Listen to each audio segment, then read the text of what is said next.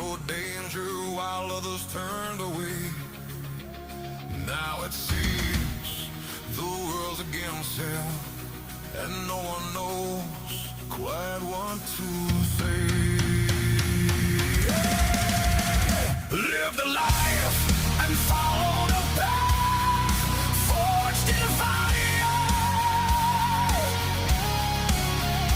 burning bright through the darkest night. Though the world may turn its back on him, he still stands, won't lose the fight. He walked through fire with no applause, carried burdens that nobody saw, judgmental words and glares that wound. A price has been paid that few can understand. Live the life and follow the path forged in fire, burning bright through the darkest night. Though the world may turn its back on him, he still stands, won't lose the fight.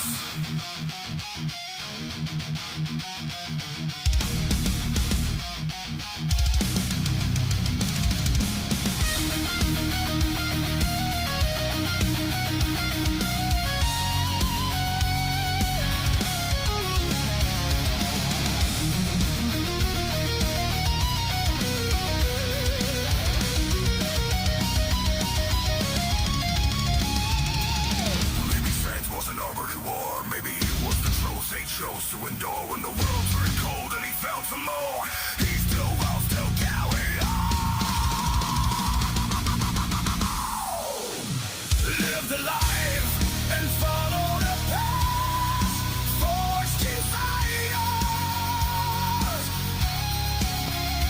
burning bright through the darkest night. Though the world may turn its back on him, he still stands, won't lose the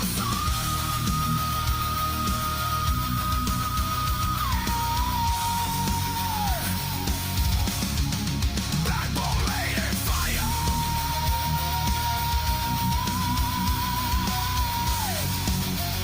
still alive.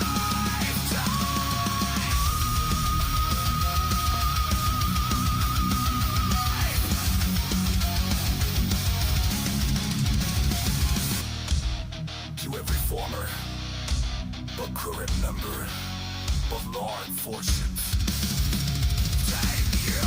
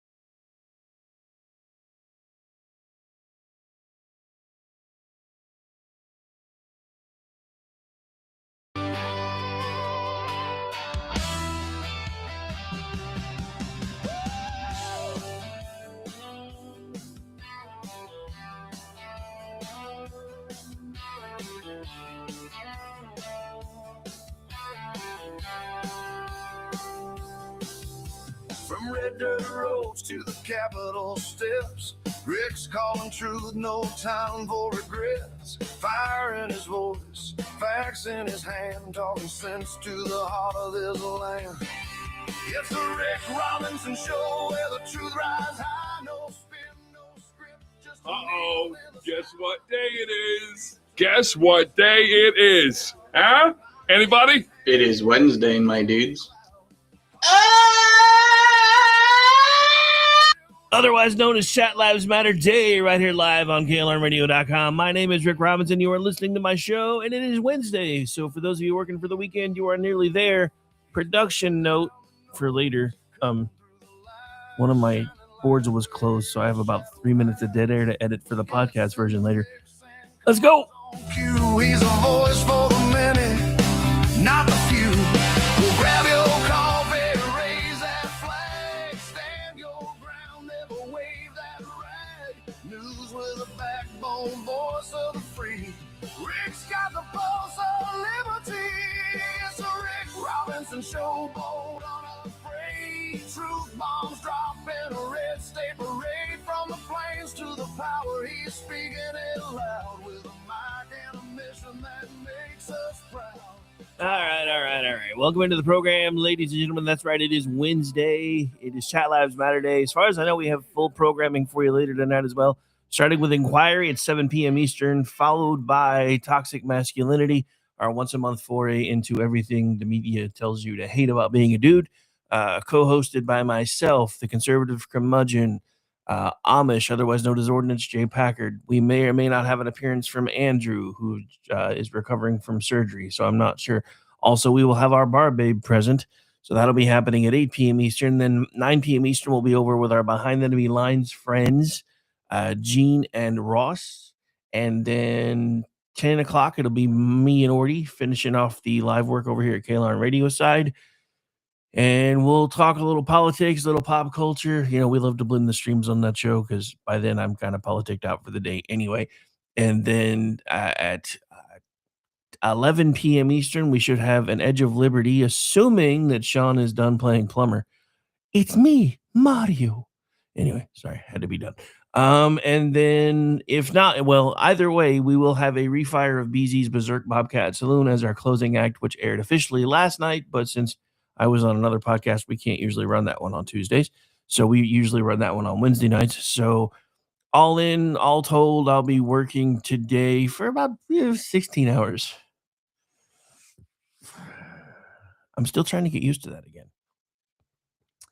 Dude, when I first started doing this so many years ago, it was so easy to put in these long days. And now as I'm getting older, it's like, do I really have to do one of these long days again? And also, if you missed it, I did a deep dive special on Iran and how we got here yesterday. I'm going to do my best to get that and a bunch of other podcast versions out that I have been, I don't really want to say procrastinating on. But yeah, yesterday I went and made lunch and then got busy doing other stuff. So, yeah, I think I'm going to try to get that done before I make lunch because lately lunch has been, once I make lunch, it's like I'm useless for like 2 or 3 hours. But that's also usually my breakfast too. Anyway, enough about that. The weird thing is, so lately y'all haven't been finding me at all. Whatever happened with X, whatever the glitch has been, seems to have fixed itself because I noticed I was already in the trips within like flipping the switch in like 2 minutes, which I was really sad about when I came back into the main screen and realized that for the ad roll that I was running, y'all couldn't hear it. So I wonder how many of you are actually still left. Want to give a quick shout out to Denny, who's hanging out in the chat, and I know I'm already aware because anyway, he was letting me know that I had dead air. Unfortunately, I wasn't on that screen or I would have caught it sooner, but we shouldn't have any anymore because I can see me lighting up in the corner over here where I'm looking. You guys can't see it, but anyway, so yeah, I know it's been fixed now. All right, so dude, there's no shortage of things to talk about. So first thing I noticed when I got up this morning, and I planned on getting up even earlier than I did, but I had a bout of insomnia the other night, so I didn't sleep very well. So I slept a little longer than I meant to. And I should have set my DVR because I know the mayor of Minneapolis was on Fox and Friends this morning, and I really wanted to catch that, and I didn't. And I don't know if I should be happy or upset that I didn't. Because is it me or does Does that little dweeb piss you guys off as much as he pisses me off? I made a joke a minute ago because the leader of Denmark is coming to DC today, and I was like, over under on Marco Rubio and JD Vance shoving this dude in a locker. But if I had my druthers, I think the one I would personally shove in a locker would be the mayor of Minneapolis because, oh my God, he just so damn pretentious for one. Anyway, I know. It's not nice to threaten to shove people in lockers because it triggers them back to their 7th grade years and when they probably were shoved in lockers, but that's not my problem. Oh, all right. So where do we start? All right. So we're on SCOTUS watch. There may or may not be an announcement today about their decision on the tariffs. I have to admit, I'm a little nervous on that one since they said they were going to hold off on their announcement. I don't know if it's going to completely not go Trump's way, but I think it might go enough of not Trump's way that it may cause some turmoil with the markets. So I don't know if they'll make that announcement today or not. And I just got to say, I really don't get it because that used to be our only way to raise revenue in this country at the federal level other than selling bonds. So I don't know where the Supreme Court can say, well, he doesn't really have the authority to do that. Also, the idea, because one of the things that I've heard from, I think it was Larry Kudlow, talking the other day on, it was either on Fox Business or Fox News. It may have actually been both because he usually goes between the two, talking about how the only thing he's really concerned about is Trump using the tariffs as weapons and that he doesn't really have the authority to do that. Since when, though? Since when? I mean, everybody wants to talk about how this isn't really the president's authority point, and he can't really do that. Everybody seems to forget that since the 70s, Congress has been ceding more and more of its authority into the executive branch because they don't want to do anything. Because especially if you're in Congress, because like the minute you're sworn in, it becomes campaign season again. Because it's only a 2-year term, and that's part of what I think is wrong with our country. Is everybody's always constantly in campaign mode and they're not really worried about getting anything done unless they can get some sort of kickback for their district to make sure that they can basically secure their term for another 2 years and another 2 years and another 2 years. And I know everybody talks about term limits. I'm going to say this again. Here in Oklahoma, that has not worked out the way you would hope. Usually what it does, and I've seen this happen over and over again, is it starts having people once they are within their final term, whether it's the legislature or the Senate side, once they're in their final term, they start crafting their golden parachute because they know they can't be there much longer. And with as bad as our Congress critters at the federal level are of already creating a golden parachute, giving them even more incentive to do so, I think is probably not going to be the best idea. But that's just my take on it. All right, so I'm going to do something live on the air, which I normally try to do this in advance, but I'm curious about the answer because I saw the head of Ford on Fox News yesterday, and he made the point that all of their trucks are made in America, and if they are, I'm unclear on that. So let's find out together. Let's do some research real quick.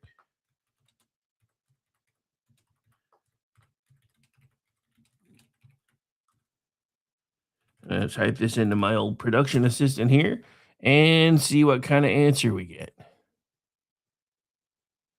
See. Oh, wait, he's not lying. Okay, because he did specifically say that because I guess the Ford F-150, according to him, is like the number one selling truck in America for 49 years running. If that's true, that makes a lot of Chevy guys I know really, really pissed off right now. But I guess he wasn't lying because apparently the Ford F-150s are in fact made in America. They're assembled in Dearborn, Michigan, and Kansas City, Missouri. Now the engines and transmissions are not all made in America, but they are largely U.S. made. It looks like the Ford Super Duty F-250, F-350, and F-450 are assembled in Kentucky and Ohio. This line consistently ranks near the top of most American-made vehicles. The Ford Ranger, which I'm sorry is a gay little truck. I'm sorry, I have to say it. Not U.S. assembled, built primarily in Michigan as far as the engine goes, but assembled overseas currently. Wait, does assembled overseas count if it's Mexico? I think I may have to yell at my assistant later. The Ford Maverick, assembled in Mexico, designed and engineered in the U.S., but final assembly is not domestic. So yeah, I guess I guess he wasn't fibbing. I wasn't sure about that because I know a lot of the cars that Ford manufactures are not built in America anymore. I didn't know that most of the trucks still were. So that actually makes me feel pretty good.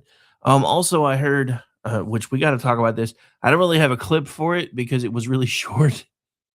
So Donald Trump goes to Michigan yesterday and tours one of the Ford plants with the head of Ford there. And the dude at Ford's announcing that they have added a third shift. So they're officially now working 24 hours a day, 6 days a week. I don't know if that's a seventh day is downtime or if they still only have one or two shifts running on the seventh day. I mean, even God rested on the seventh. So I don't really, it doesn't bother me if people are taking at least one day off. I'm just saying.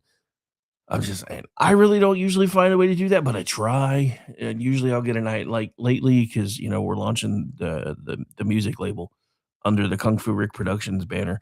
So normally, even if I'm not doing this kind of stuff, I have an idea for music that I have to get out of my brain or I can't relax. And then by the time I'm realizing that I have it at least out of my head well enough where I can chill, it's been 4 or 5 hours. Did I mention I'm a workaholic? Hi, my name's Rick. My last meeting was forever ago.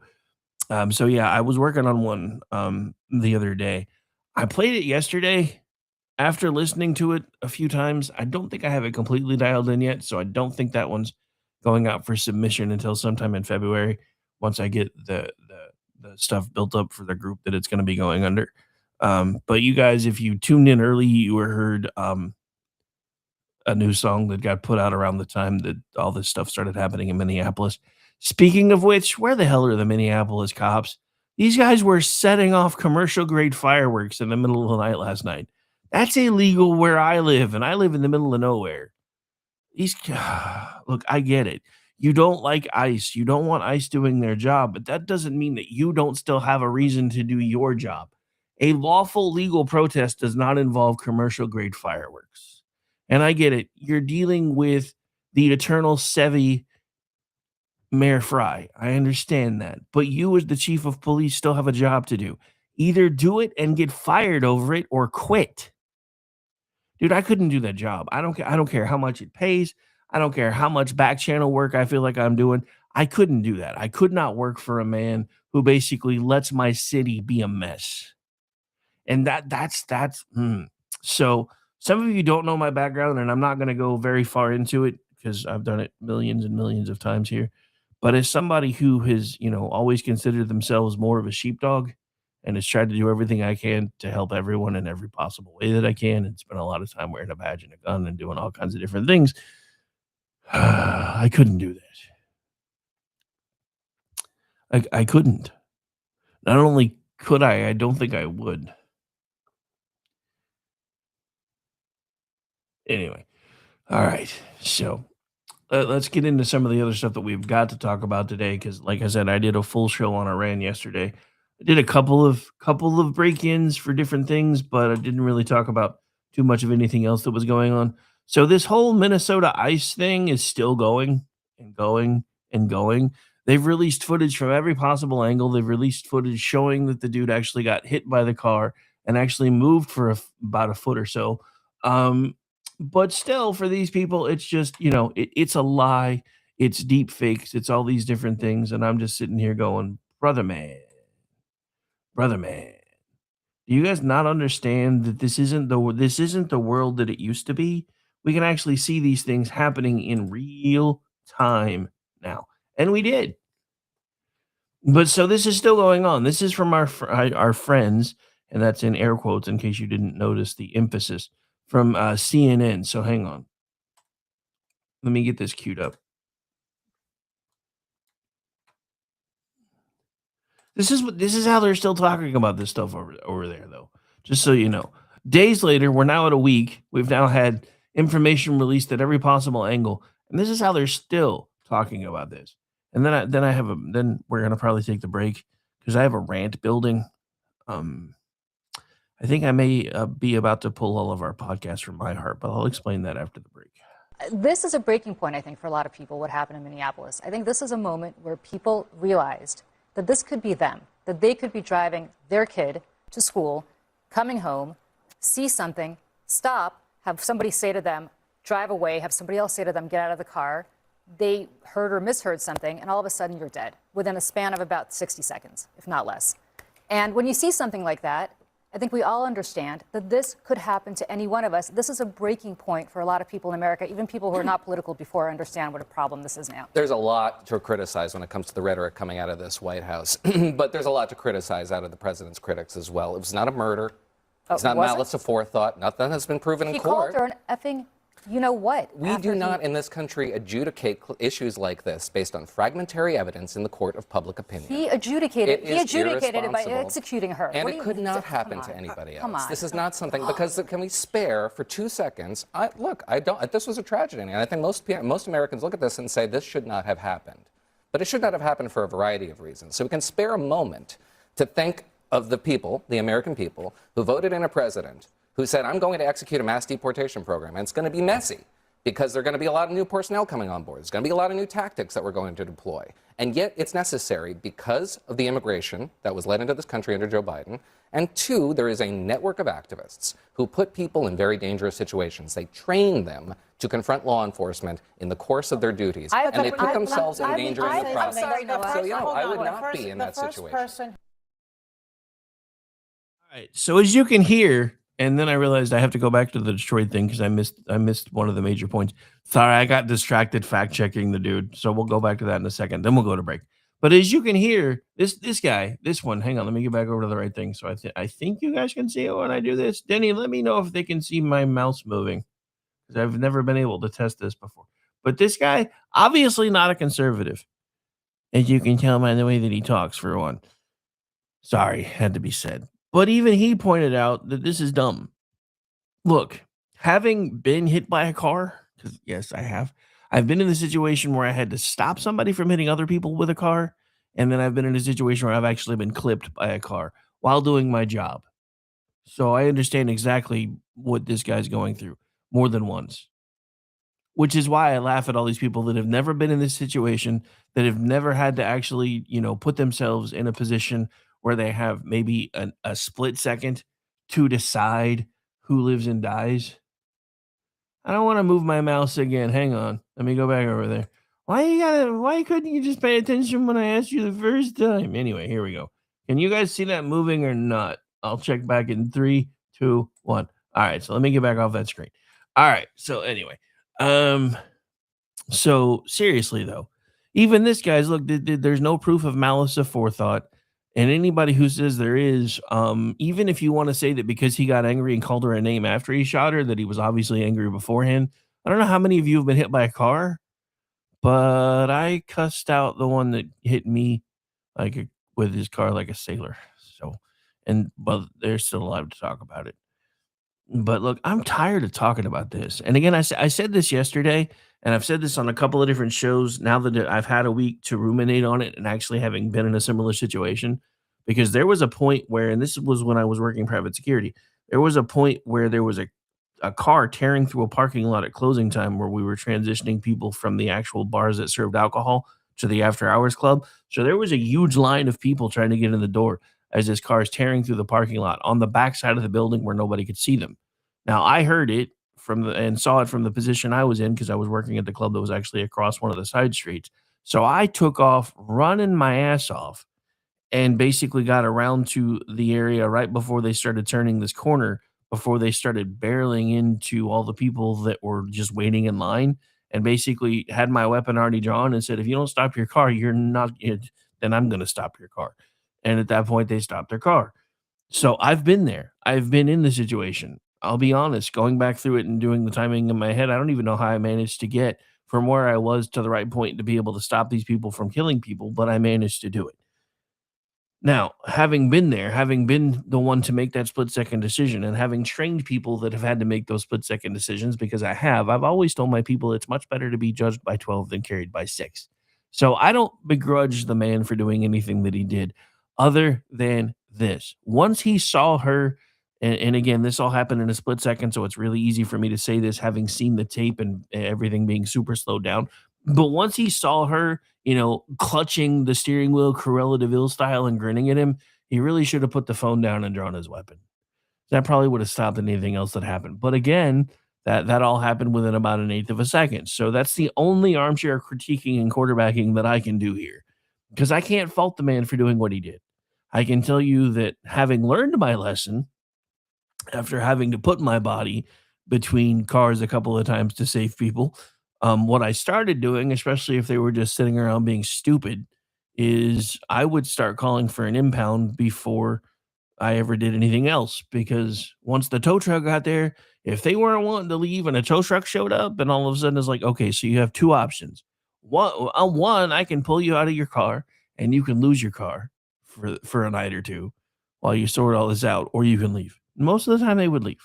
So, but again, this is a very similar, very different situation, because everything that I'm talking about happened in the late 90s, early 2000s, and this was before everybody and their dog was trained to hate people with badges. This was also when, even though at that point local PD didn't like us very much, they still worked with us, because I actually got to know one of the shift lieutenants that I was always on really, really well. Um, so different scenario. And what I love about this with Jacob Fry and even the chief of police in Minneapolis saying, well, they don't even have authority to do all the things that they're doing. Well, they have to do them because you won't. It's not that tough. All right. So before we take the break, I do want to talk about, I want to go back to Detroit for a second, because like I said, so basically there's this, so Donald Trump's, walking the plant, shaking hands, everybody's cheering. Then there's one guy that starts shouting, Epstein, Epstein, Epstein, and Donald Trump just pulls one of these. Best president ever. I mean, honestly, it's still maybe a tie for me between him and Reagan, but oh my God, best president ever. Just saying. Just saying. All right, so we're gonna get ready to take the music break again. This is the one that, and if for anybody who's listening live right now, if you have any feedback, I will gladly take it. This one to me is about 90% dialed in, which is why I started putting it out on socials yesterday. I feel like there are a couple of lyric spots that could be a little tighter. And sorry, I've promoted and shared a lot of crap, so now I'm having to scroll down. Okay, so I think I found it now though. So once you guys that are musically inclined, because I've got a couple of you hanging out in the chat, shoot me your honest feedback here in a second. Because like I said, I feel like I have this one about 90% dialed in. There are a couple things on a couple of different renderings where some nice improvs were done. So I'm thinking about finding a way to mix some of those into. It's weird thinking about an AI tool starting to learn to improv, but it does. Anyway, for those of you who don't know, most of the music we put out around here is AI. You wouldn't know usually unless we told you, because we take great pains to put it. It's not just one of those things where you just type a prompt in and see what it spits out. Yeah, no, those of us that produce the music around here, we usually write our own lyrics. We mix master them, or I try to. I'm still learning that part. So Al's like, he said mix master. Just kidding. All right, so we're gonna take a break. We'll be right back. Stay tuned.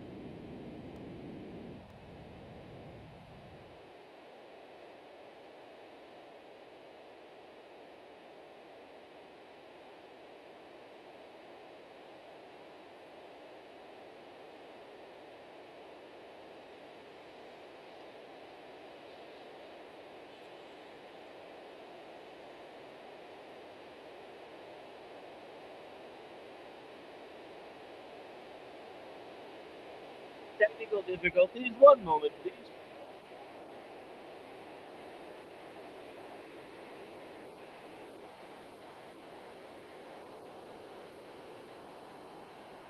Be told and got a lone nose. I chase the crowd just to feel complete.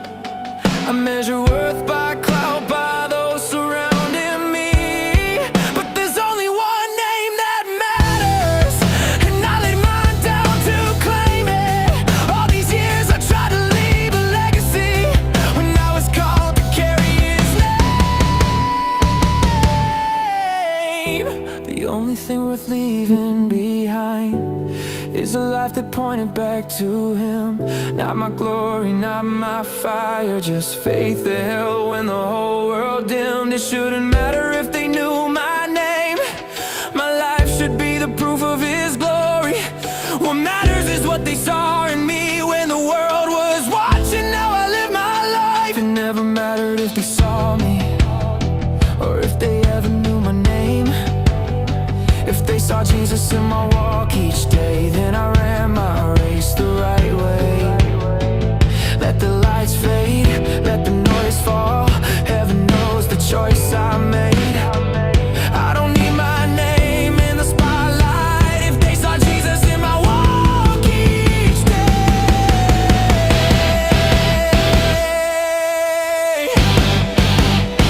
If they saw Jesus in my walk each day. If heaven knows my name,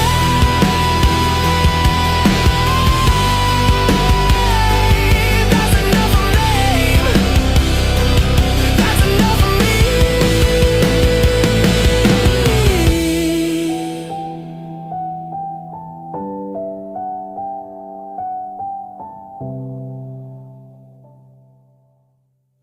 And welcome back into the program, ladies and gentlemen. Sorry about that little bit of a glitch. Normally, I'm playing these from downloaded and not shared from screen, so I was working on getting the next bit open. So you may have seen something else on screen and lost the track for a second. And yeah, Al, I think the difference is a lot of people that play with this program use the free version, and they make it kind of obvious that it's AI at that point. Once you go up, and even their cheap plan, which is only $10 a month.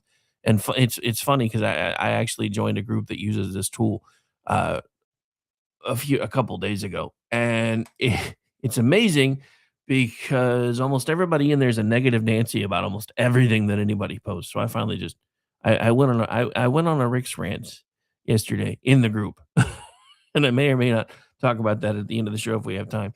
But yeah, it's the especially it's like, so with this tool though, which is Suno. I've noticed that it's a lot like GPT. The more you work with it and the more it starts to get a feel for what it is that you're looking for, it gets really, really good at putting out content for you. The other thing is that they have added a tool in there called Persona. So after I've created a song that I really, really like for the stuff that comes out under their KLR Radio house band, I like the way the lead vocal has gravelly voice and stuff like that. Truth be told, I'll some just so you know, I actually patterned the lead singer's voice on KLR Radio House Band kind of after yours, as close as I could get it anyway. So yeah, just so you know. But anyway, um, not that I'm trying to steal your vibe or nothing, but I've always liked the way your voice sounds in songs, so I wanted to start being able to. I had to dial it in as close as I could get it without actually stealing your actual voice.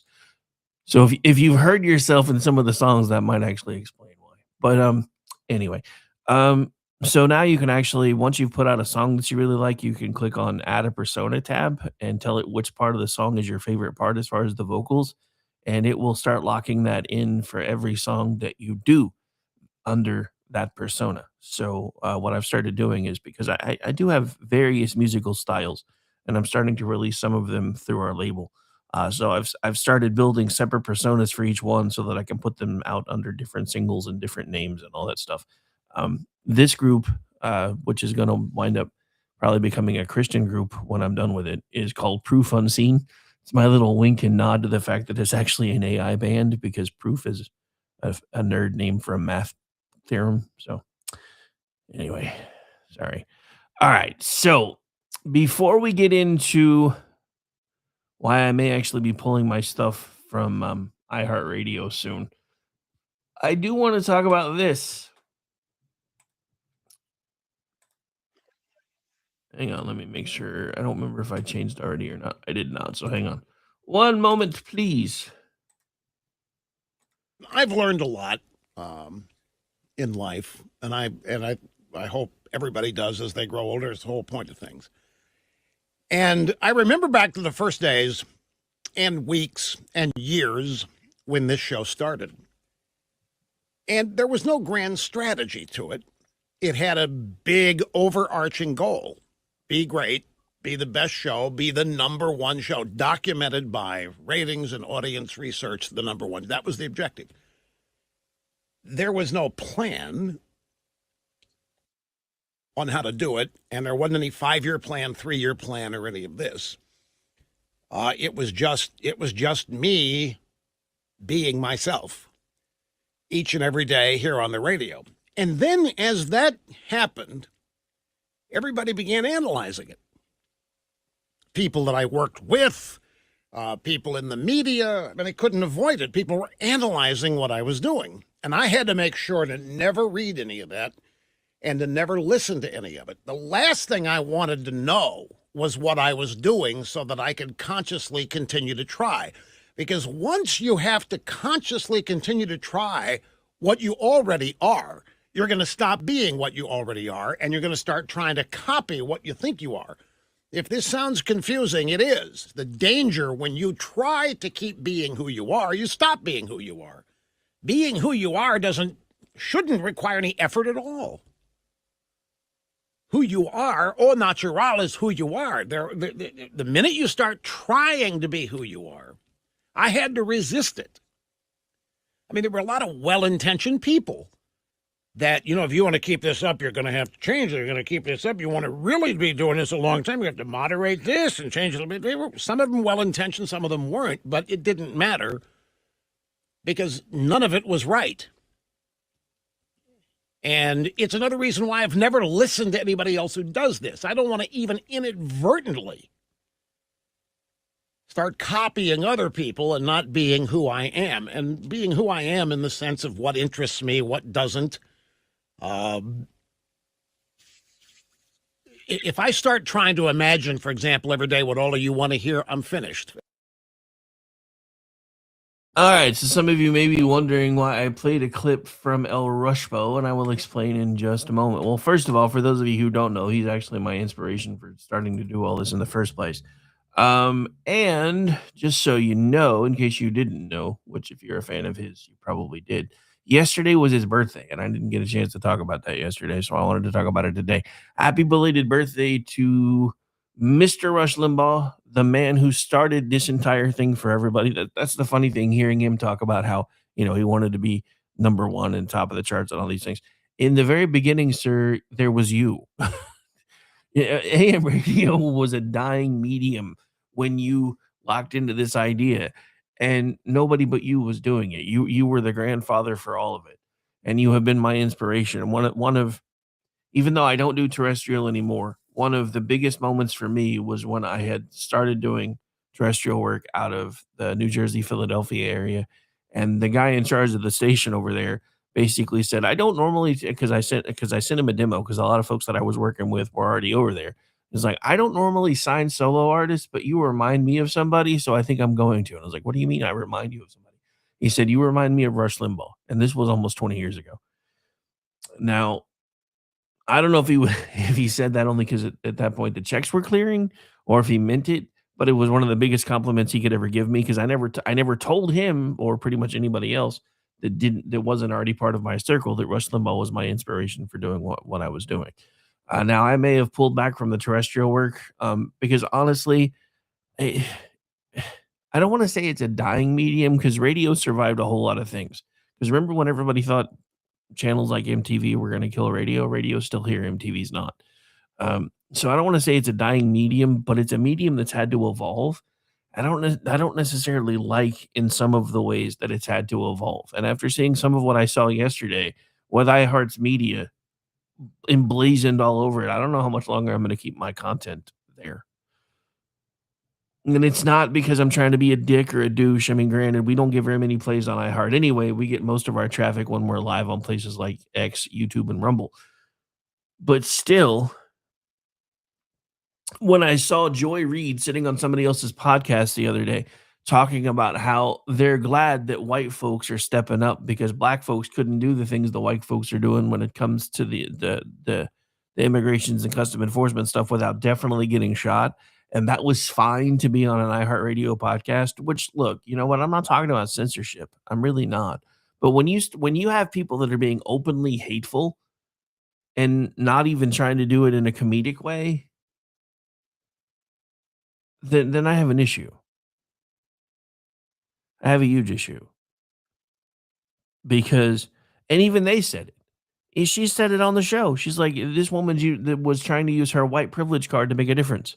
There's no such thing as a white privilege card. If there is, I want to know, did mine get lost in the mail? Because I have fought and kicked and scratched and clawed for everything that I have. Nothing was ever easy for me. It's never been easy for me. So I'm so tired of all these people from the outside looking in that are like, oh, everything was easy for you because you're a white guy. No, trust me, it was not. And that's part of what we have to get away from because nobody wants to talk about this part of it. And this wasn't even necessarily, this isn't in my notes, just so you guys know. But there's this whole class envy thing going on and this whole skin color envy thing going on. And nobody wants to talk about how much of that is part of the Communist Manifesto for dividing us and getting us to fight with one another. Nobody talks about that. You know who did? That man. Nobody really does it anymore. They'll touch on it a little bit here and there when it comes up, but nobody's beating this constant drum of the only people that want us fighting with one another are the people that want to destroy us. Are we going to let them win? That's my question. Are we going to let these people who have set apart and set out for over 100 years or longer to tear this country apart, are we going to let them win? Because right now we're letting them win. Now, I say this all the time. I don't know how to reunite and try to regroup with people who can look at information in real time and come to completely different conclusions based on whatever their political ideology is. But the problem is, so many people on the left have become NPCs. And for those of you that don't know what that means, it means non-player characters. They don't make decisions on their own anymore. The left doesn't want you to make decisions on your own anymore. You know what I want you to do? I want you to be able to think. I want you to be able to reason. I want you to be able to explain to me why you believe what you believe. And it's not just because, well, Joy Reid said so. I want you to explain to me why it's a bad thing that ICE is in Minneapolis collecting rapists and murderers like fucking Pokemon. Because they should be. You know who should have done it first? Minneapolis PD. You know how everybody wants to talk about how this is ICE's fault because ICE is bringing the chaos. You know who allowed the chaos? The mayor of Minneapolis and the police chief of Minneapolis. You know who allowed the chaos? You know who allowed the chaos? The governor of Minneapolis. You know why he's allowing this chaos right now? Because it's distracting from the fact that they've stolen almost $10 billion from you. And you're falling for it. Every single media outlet is talking about the riots. They're not talking about the theft. It doesn't matter how many of them are Somali, how many of them are Americans, how many of them are Mexicans. It matters that they have been allowed to steal from you. I don't know another country on the planet where $10 billion could come up missing and everybody acts like we lost a dime in the couch cushions. I don't get it. You want to talk about how we know we're still the richest country on the planet? We can lose $10 billion and nobody bats an eye. Granted, it's imaginary money. It's all ones and zeros.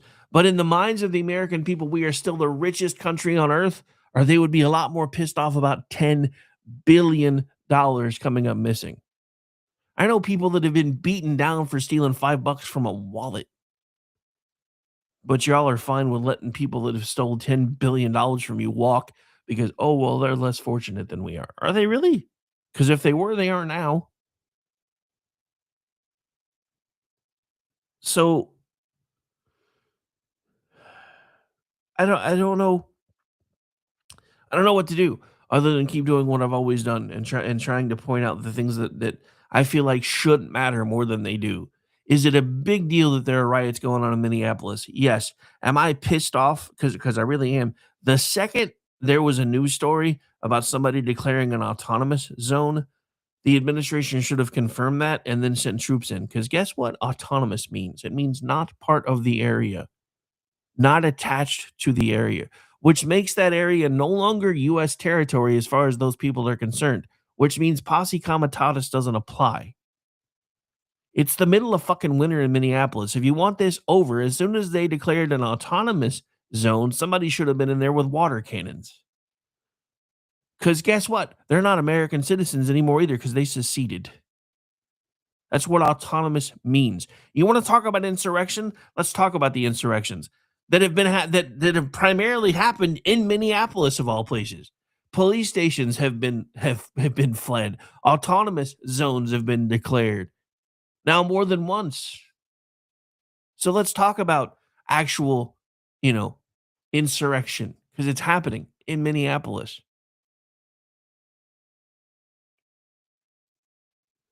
But let's not talk about the insurrection so much that we're not discussing the fact that these people have stolen millions and millions and millions of dollars from us. And I even saw an article because one of the guys I work with, Michael Loftus, put it out yesterday through his website. And now I think it's the New York Post saying that it's like $350 billion if they really start cracking the hood on all this different fraud, because California is apparently worse than Minneapolis. Washington may be worse than Minneapolis.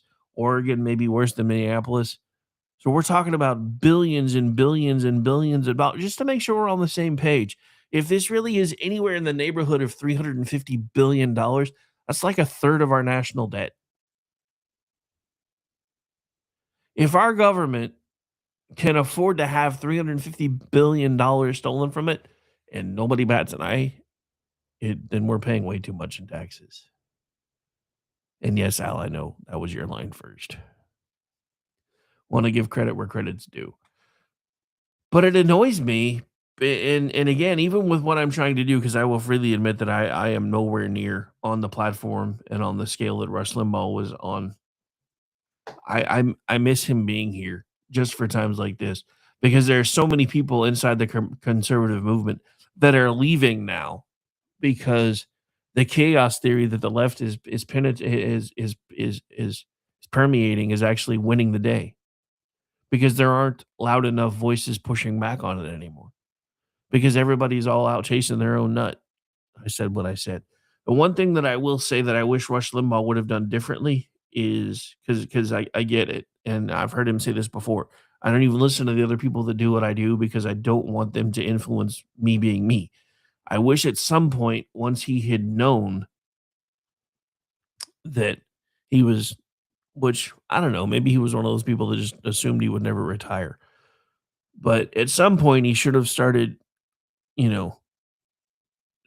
teaching people to do what he was doing, so that there could have been voices behind him that knew how to do this in a way that could resonate with people.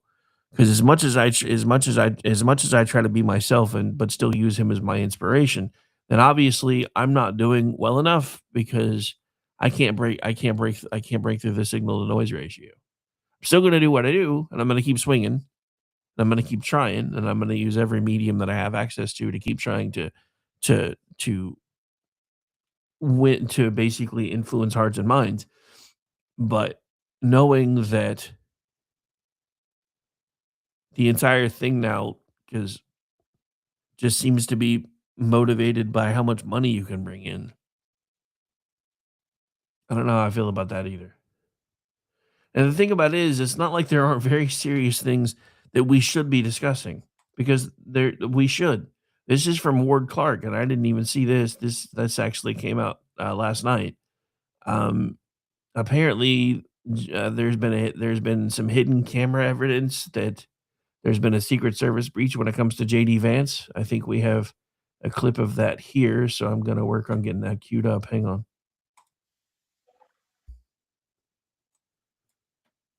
Oh, this is a very long clip, so I don't think we're going to play all of it, but I am going to play some of it.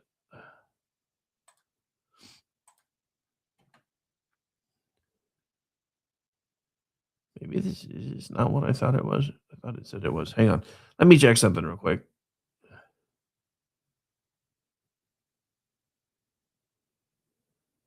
Oh, yeah. Okay. So it is. Hang on 1 second.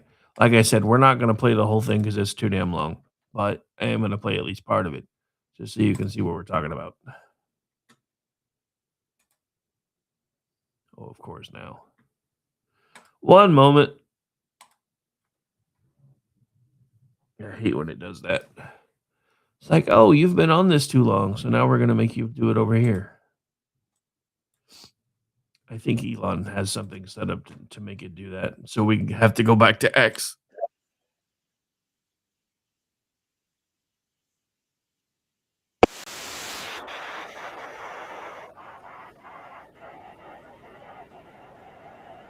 Okay, so first thing, granted, I am no candidate for the Bachelor, but yeah, that guy cute, not so much.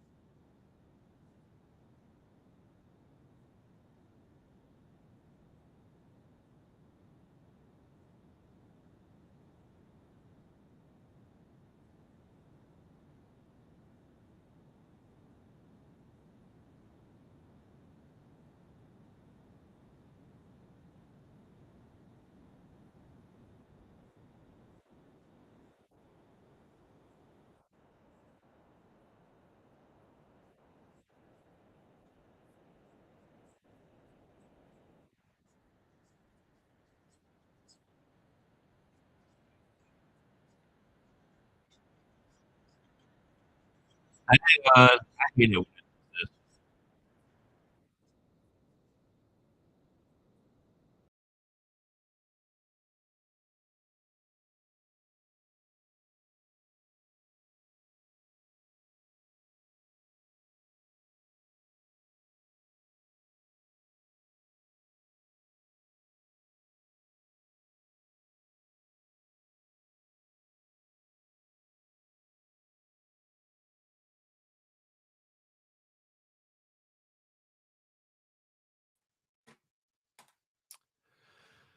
Okay. Anyway, I'm not gonna play all that again. I don't know what happened. I guess it glitched out on me whenever I had to change over to X real quick because it does that sometimes. But anyway, so for those of you listening on the podcast version later, you won't even know there was dead air. That's about the only thing I usually cut out is if we have that kind of an issue. But to answer to just to get everybody to know that's watching now, what you missed was this dude basically on camera giving out secret and secure and classified information regarding the location of JD Vance. And they're now wondering if that might not be how the person that was able to vandalize his house was able to vandalize his house. All right, we're gonna take a break because now I'm frustrated. my, my name is Rick Robinson. You're listening to my show. It is the Chat Lives Matter Day edition right here live on KLR Radio, and we will be right back. So stay tuned.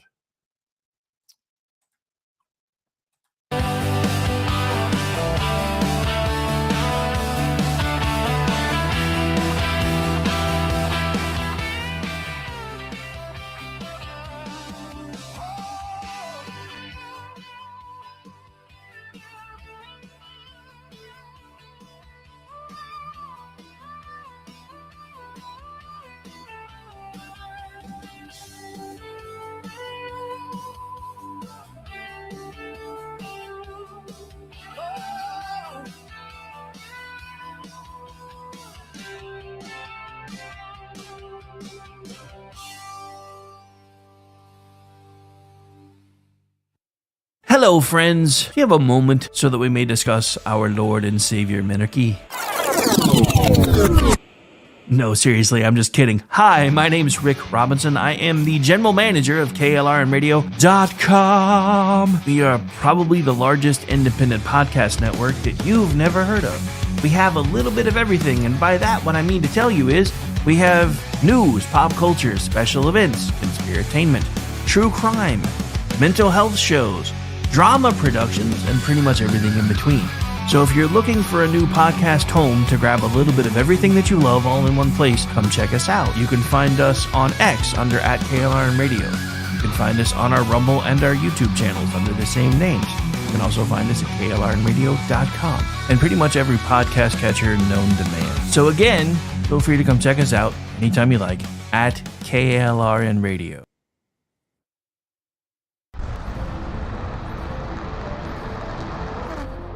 Are you ready to reach for the stars? Tune in to The Lost Wanderer, the #1 monthly podcast on good pods in astronomy. Join our host, Jeff, as he takes you on an interstellar adventure to explore the mysteries of space and the wonders of science. From rocket launches and distant galaxies to the latest discoveries in astronomy, each episode is a thrilling ride through the cosmos. Don't just gaze at the stars, come explore the universe with us. Follow The Lost Wanderer wherever you get your podcasts, and let's discover the stars together.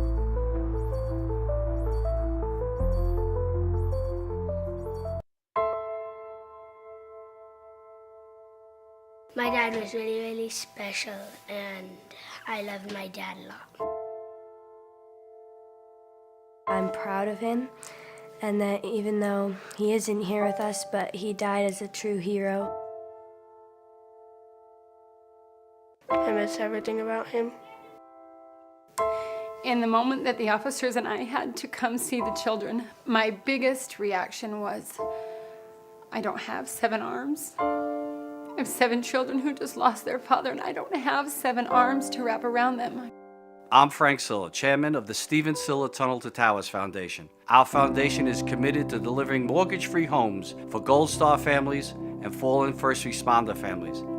To not have to worry financially is a huge peace of mind. The thought of, what in the world will I possibly do to pay the bills? How will I possibly let the children have a life that feels normal? I don't want them to have to quit their piano lessons or their basketball. I don't want them to feel that we have to move into a little apartment and struggle financially in addition to the emotional weight. There are over 1,000 families that need our help. Tunnel to Towers is honoring those heroes that risked their lives by providing them with mortgage-free homes. Those who serve us and then lay down their lives protecting our freedoms and our safety, the least we can do is $11 a month to give them that peace of always knowing there's a home, there's that sanctuary when life feels like it's been tipped upside down, because it has when you lose a parent in the line of duty, to know you can go home. You can be safe. There's no risk of losing your home. That's a peace of mind that I can't believe you can get for $11 a month. I'd like to ask you to contribute $11 a month to support their efforts. Please donate $11 a month by calling 1-844-BRAVEST or visit tunnel2towers.org.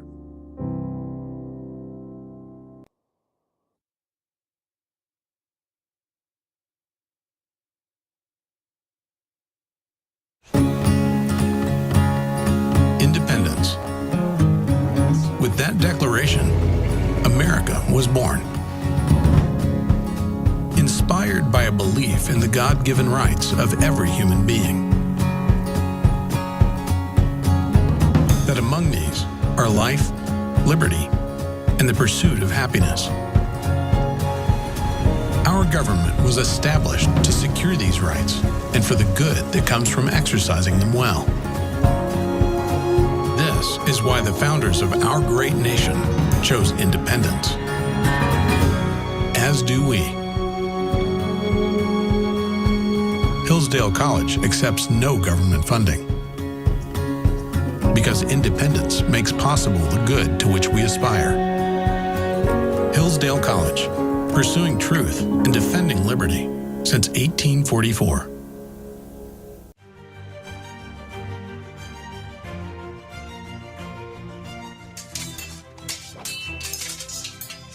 Ready to learn some medieval combat, kiddo?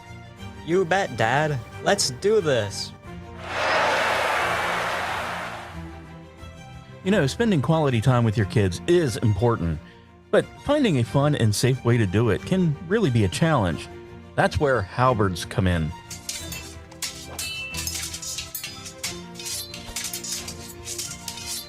Halberds are the perfect way to bond with your kid while teaching them about history and physical fitness. Plus, they're a blast to play with.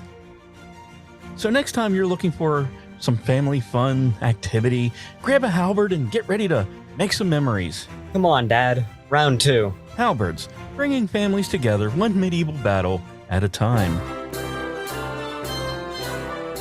This commercial brought to you by the KLRNradio.com Ad Council. Hi, everyone. This is JJ, the co-founder of Good Pods. If you haven't heard of it yet, Good Pods is like Goodreads or Instagram, but for podcasts. It's new, it's social, it's different, and it's growing really fast. There are more than 2 million podcasts, and we know that it is impossible to figure out what to listen to. On Good Pods, you follow your friends and podcasters to see what they like. That is the #1 way to discover new shows and episodes. You can find Good Pods on the web or download the app. Happy listening. KLRN Radio has advertising rates available. We have rates to fit almost any budget. Contact us at advertising@klrnradio.com.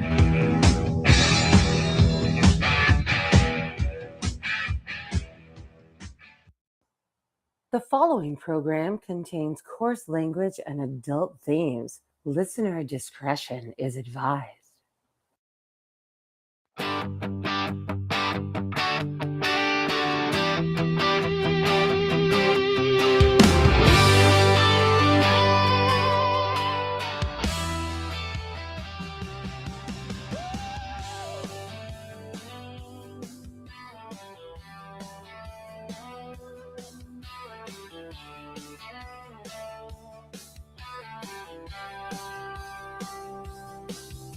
From red dirt roads to the Capitol steps, Rick's calling truth, no time for regrets. Fire in his voice, facts in his hand, talking sense to the heart of this land. It's the Rick Robinson Show, where the truth rides high. No spin, no script, just an eagle in the sky. From D.C. to Tulsa, he's calling it out. Mic in his hand, yeah, he's got the clout. Heartland Radio, raw and real. Tune in and speak up and feel what we feel. Uh-oh, guess what day it is? Guess what day it is? Huh? Anybody? It is Wednesday, my dudes. It's otherwise known as Chat Lives Matter Day, right here live on KLRnradio.com. You're listening to The Rick Robinson Show live right here every Tuesday through Friday, starting at 10 a.m. Eastern Time. And also, for those of you who are wondering, it's time to take over the world, Pinky. Let's go! All right, welcome back into the program. Let's kick it back into gear. Hopefully I can get more motivated after this glitch. Afraid, truth bombs drop in a red state parade. From the plains to the power, he's speaking it loud with a mic and a mission that makes us proud. Is it obnoxious to chair dance to your own intro? Maybe. I don't really care. Anyway, so we're back. We're live. We gotta talk about this next bit because these crazy ass Karens, or I guess is Gen Z's calling them now Jessicas. So we went from Heathers to Karens to Jessicas in several generations. I still prefer Heathers. Heathers were the original Mean Girls. Damn it. Anyway, my youngest daughter is quite offended by Gen Z's choice and name of the Mean Girls because that's actually her name. I pointed that out yesterday. She was not happy. All right. So anyway, apparently these Heathers, Karens, Jessicas, whatever, have not learned their lesson when it comes to what happened in Minneapolis, because this just happened not too long ago. And we have video, and hopefully it works this time. Hang on.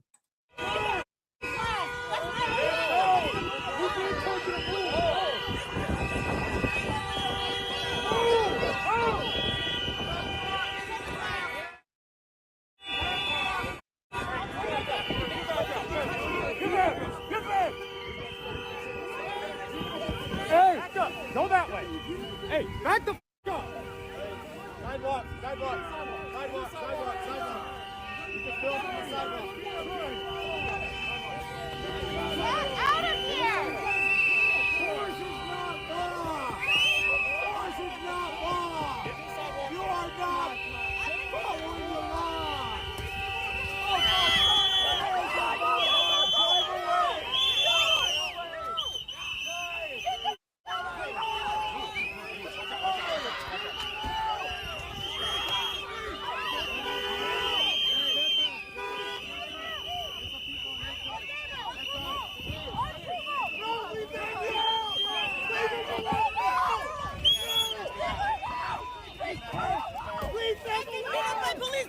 And another one down, and another one down, and another one bites the dust. Hey!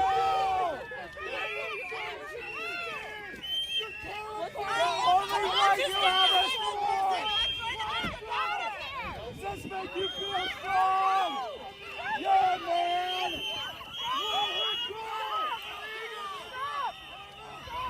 This is your duty! Why don't you help that woman? Help that woman! Why don't you help someone? All you do is hurt! All you do is hurt! She's trying to drive down the street! Where is the law? They are the law. Let her go!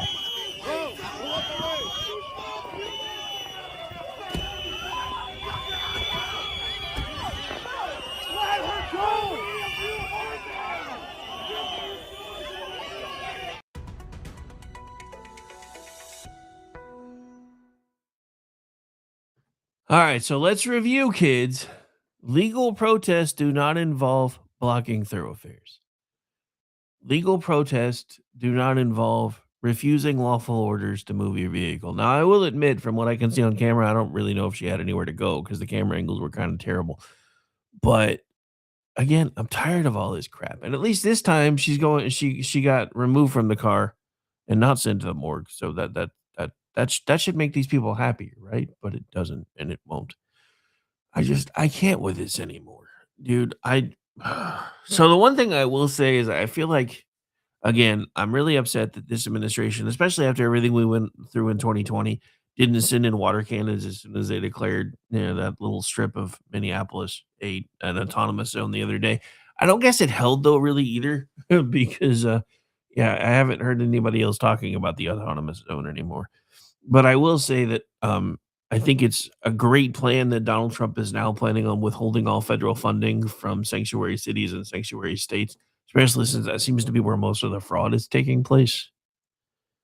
And that would have been my rationalization for it. Be like, look, dude, we are finding widespread, rampant fraud in all these places, so we're withholding funding until we finish our investigation. Not necessarily because of the fact that they're being retarded, but maybe that's just me. I will say that I don't think Donald Trump does a very good job of explaining himself sometimes. We got to talk about this real quick, though, because, again, I missed the days of Mr. Rogers. So apparently, Mayor Mamdani the Commie and Miss Rachel have teamed up to talk about a few things, and apparently they want the government to raise children and not parents. This is from Chris Talgo over at Red State. For someone who grew up watching the mellow Mr. Rogers, which I did, I am not a fan of Miss Rachel's hyper loud, fast paced, spellbinding style. Frankly, I find it overstimulating and nauseating. So good. Mostly, probably, I'm sure a lot of kids do too. I also, this guy's using BZ's word. I also take umbrage with Miss Rachel's proclivity to insert her radical political views upon susceptible young kids, something Mr. Rogers never did. Despite my misgivings, Miss Rachel, whose real name is Rachel Griffin Accurso, is a YouTube star in the child education entertainment realm. She has more than 14 million subscribers and more than 1 billion views. She also has a huge following on TikTok and other social media platforms. Recently, Miss Rachel joined forces with New York City Mayor Zoran Mamdani.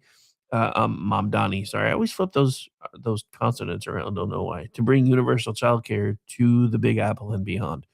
To the Big Apple and beyond. Anyway, shortly after being named to Mamdani's inaugural committee late last year, Griffin Accurso said affordable, accessible, high-quality childcare deserves bipartisan support nationwide, and I'm so glad our city will be prioritizing it with Zoran as mayor.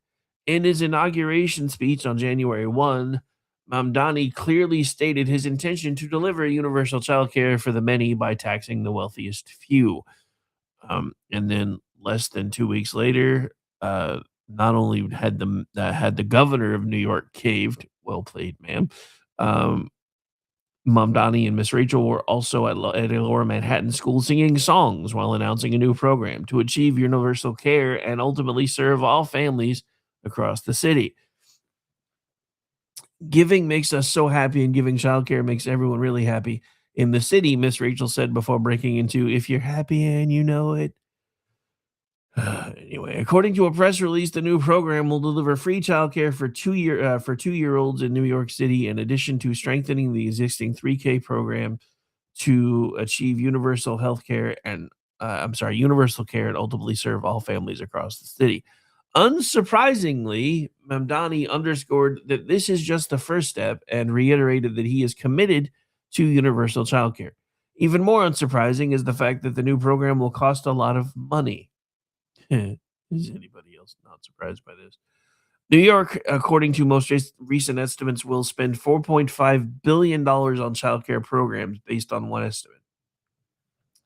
Providing universal childcare would cost the state about $15 billion. So we're talking about 150% of what we now know was stolen from another state.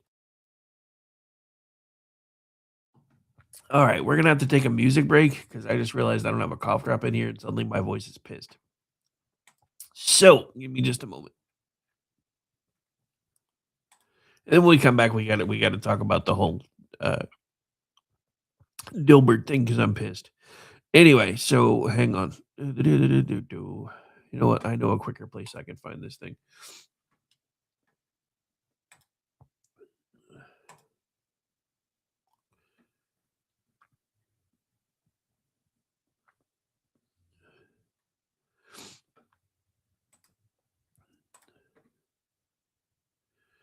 All right, we are going to take a music break and be right back so I can go grab a cough drop and quit trying to die on air.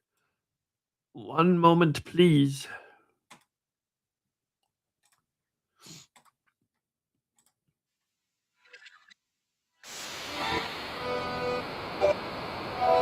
Yep, gotta play it. There we go.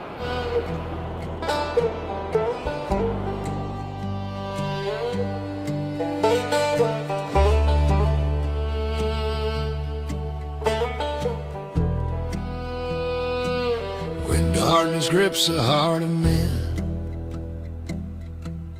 and truth becomes a lie.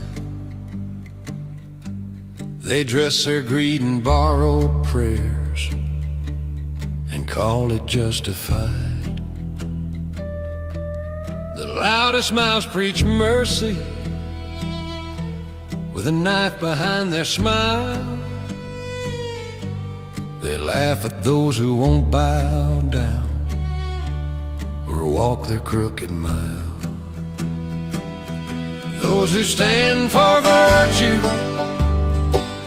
will be rejected again and again, cast out in the cold for believing that right is still right.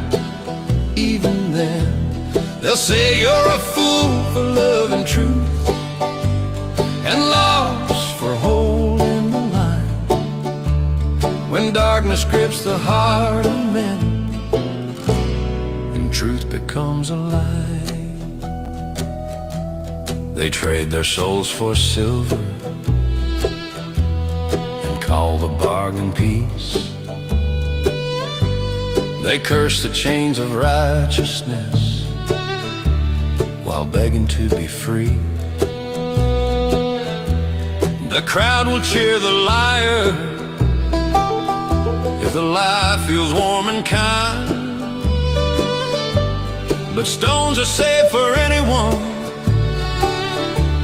who dares to reject the lies for the truth. Those who stand for virtue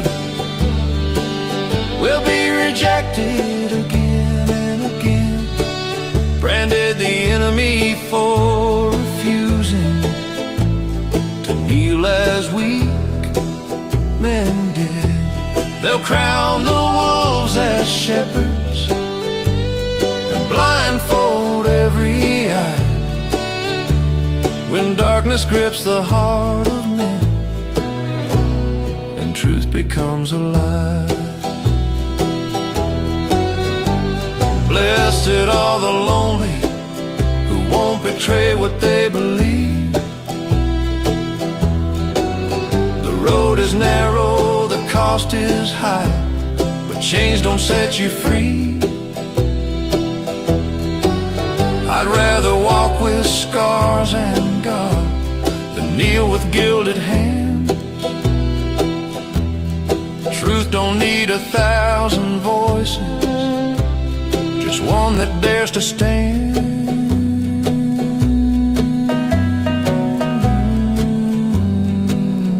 Those who stand for virtue will be rejected again and again, but the fire they try to bury still burns in faithful men. And then let the ages judge the moment.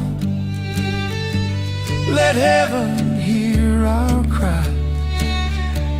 When darkness grips the heart of men, we will not live the lie.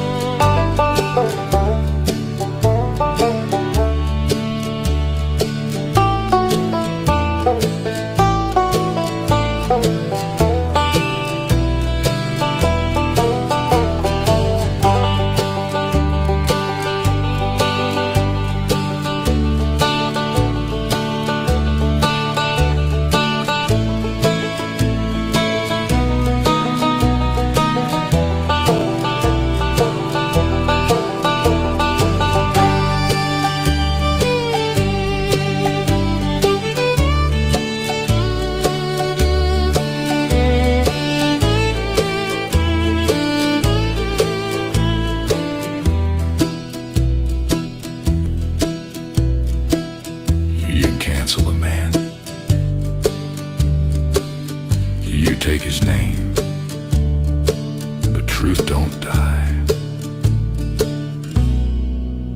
burns eternal flame.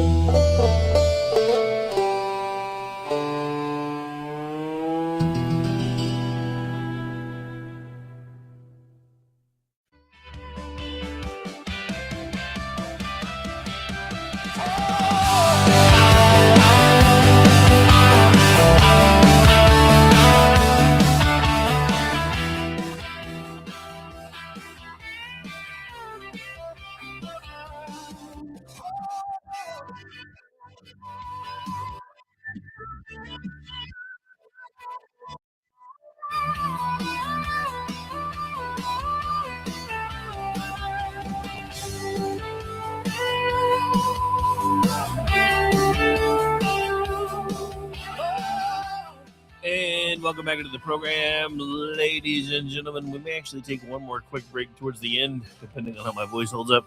We shall see. We're back. We're live, though, and still plenty of things to talk about. I'm still looking for any SCOTUS updates, etc. So far, I'm not finding any, so we'll see. Let's see. Looks like we do have a new one out from Nick Arama. Hang on. And let's just play the video. Hang on.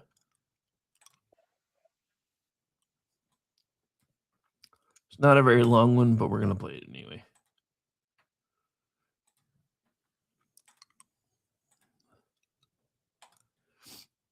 I don't care what they told you. If you guys get in my way, I will arrest you.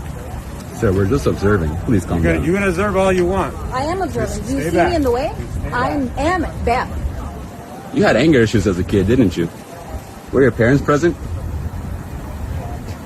You should be ashamed of yourself, man. He is. I love my job. Thank you.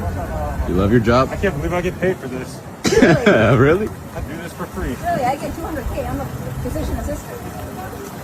How long did you go to school for that? Over 7 years. I went to high school, and I make $200K.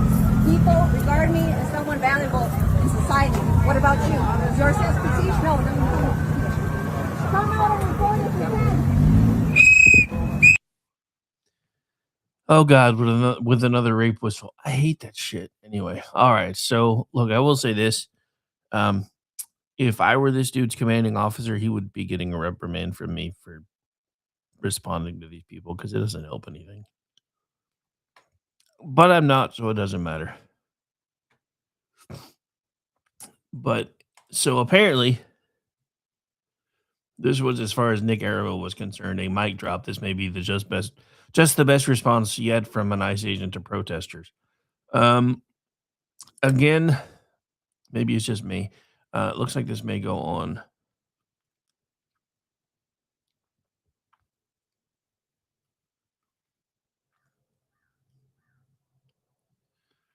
I mean, that part was kind of funny. I do have to admit this part was pretty good. The ICE agent. I love my job. I can't believe I get paid to do this. I do this for free. Protester. I get $200K a year. I'm a physician's assistant. ICE agent. How long did you have to go to school? Protester. 7 years. ICE agent. I only went to high school and I make $200K. So yes, it's a funny moment. It's interesting, but at the same time, superfluous.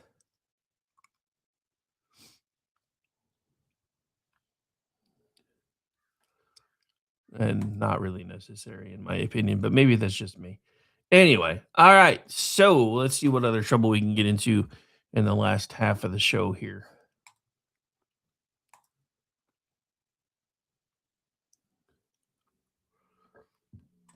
Oh, yeah. So this whole thing with the passing of Dilbert, or the creator of Dilbert. So a bunch of leftist rags were talking smack about the dude yesterday. And one, stop being assholes. But two, I mean, seriously.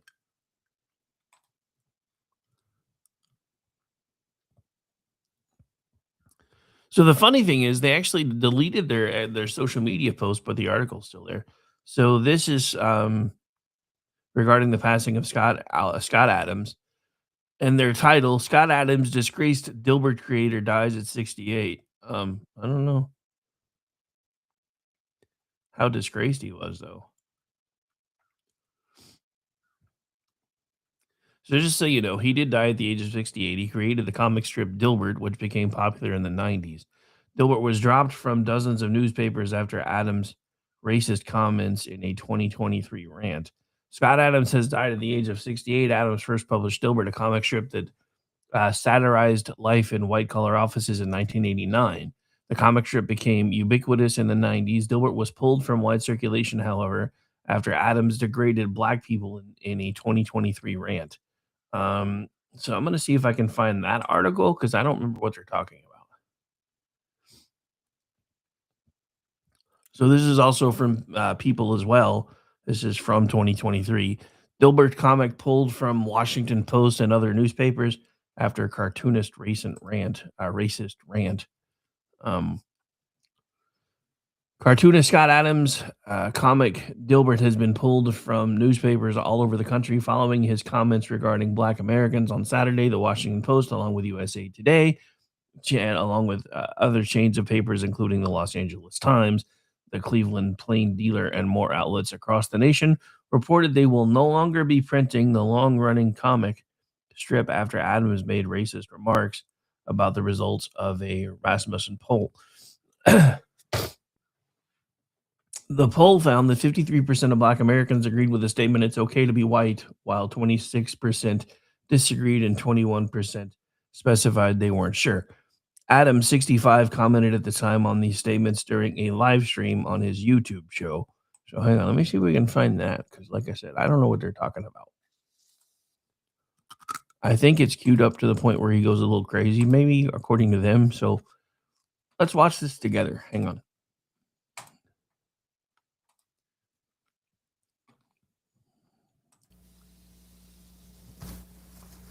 That was an actual question. Rasmussen asked, white and black voters, and probably others, do you disagree or agree with the statement, "It's okay to be white"? 26% of blacks said no. It's not okay to be white. 21% weren't sure. Add them together, that is 47% of black respondents were not willing to say it's okay to be white. That's like a real poll. This just happened. Did you have any idea? Would you have imagined that could have happened? So I realized, as you know, I've been identifying as black for a while, years now, because I like to be on the winning team, and I like to help. And I always thought, well, if you help the black community, that's sort of the biggest lever.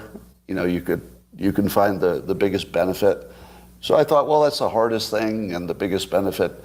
So I'd like to focus a lot of my life resources in helping black Americans. So much so that I started identifying as black to just be on the team I was helping.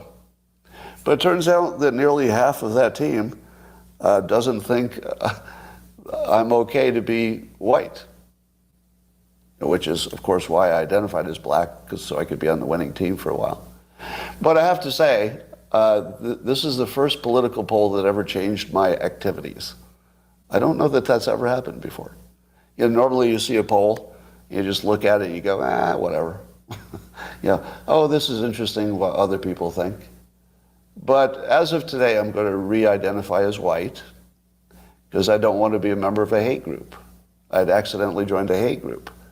So if nearly half of all blacks are not okay with white people, according to this poll, not according to me, according to this poll, that's a hate group. That's a hate group. Okay, so we're going to stop it there. And again, to be fair, I hadn't heard this.